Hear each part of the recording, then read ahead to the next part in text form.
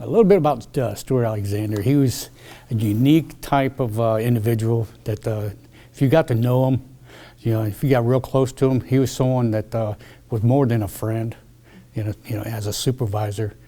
One of the things that as the troops on his shift, each time when it came to shift pick, we always came back to that shift, even though many of us could have gone to a better shift with better hours, better days, but we always stuck to that shift because of him.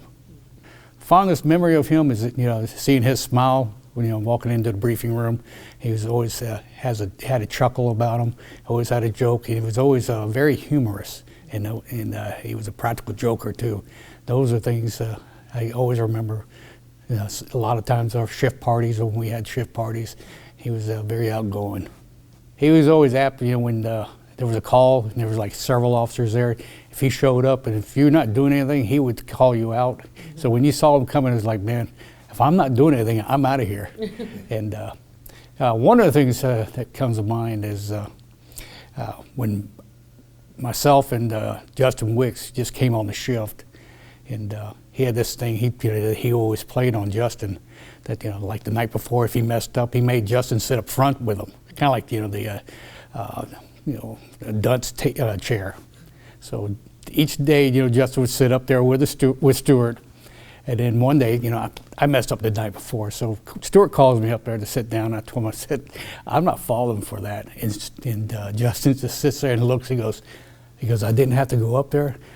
And we just lost it right there. And Stuart, he just lost it right there too.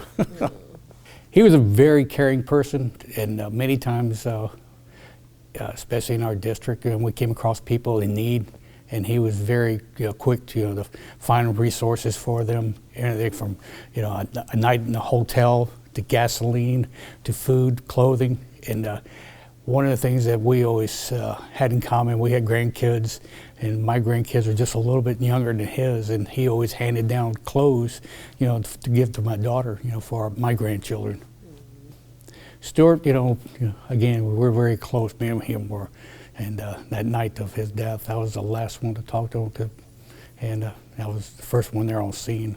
But that was the type of person he was. He wasn't one that stood back. He was a supervisor that jumped in there with his troops, and that's one of the things that was very remarkable about him.